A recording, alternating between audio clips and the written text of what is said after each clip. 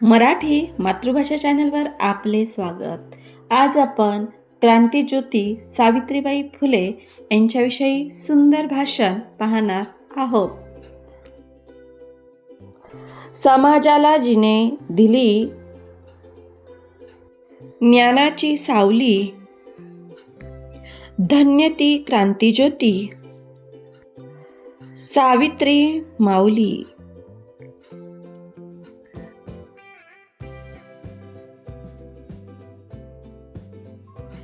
सन्माननीय व्यासपीठ, व्यासपीठावरील मान्यवर, वंदनीय गुरुजन वर्ग व माझ्या मित्रमैत्रिणींनो, सर्वांना माझा नमस्कार. आज 3 जानेवारी आहे. आपण क्रांतीज्योती सावित्रीबाई फुले यांची जयंती साजरी करीत आहोत.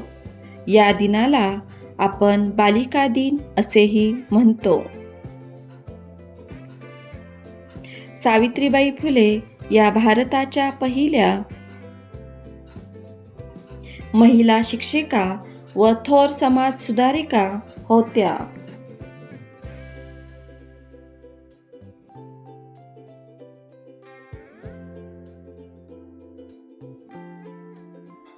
त्यांचा जन्म 3 जानेवारी 1831 रोजी सातारा जिल्ह्यातील नायगाव येथे झाला. त्यांच्या वडिलांचे नाव खंडोजी नेवसे पाटील आणि आईचे नाव लक्ष्मीबाई हे होते. त्यांचा विवाह थोर समाज सुधारक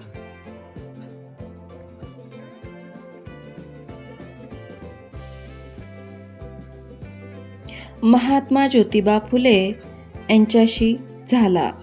विवाहानंतर ज्योतिबांनी सावित्रीबाईंना शिकवले व स्त्री शिक्षणाचा पाया रचला. क्रांतीज्योती सावित्रीबाई फुले आणि महात्मा ज्योतिबा फुले यांनी 1848 मध्ये पुण्याच्या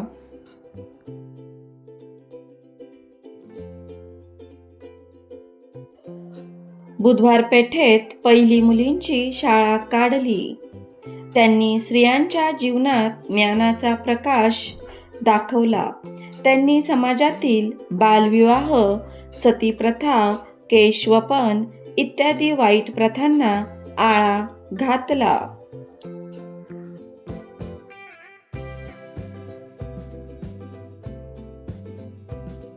क्रांतीज्योती सावित्रीबाई फुले या स्त्री शिक्षणाच्या प्रणेत्या होत्या. त्याचबरोबर त्या लोकप्रिय कवयित्री होत्या. त्यांनी काव्यफुले, सुबोध रत्नाकर, 52 कशी इत्यादी काव्यसंग्रह लिहिले. पुढे दुर्दैवाने 10 मार्च 1897 रोजी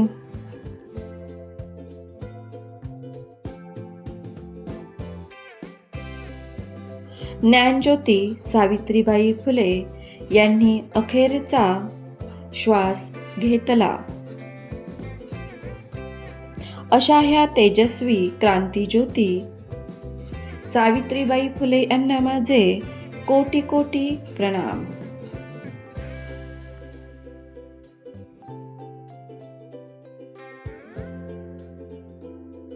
जय हिंद, जय भारत, जय महाराष्ट्र. धन्यवाद. मुलांनो, अशाच प्रकारच्या नवनवीन शैक्षणिक व्हिडिओसाठी आपल्या मराठी मातृभाषा या चॅनलला अवश्य सबस्क्राईब करा. थँक्यू.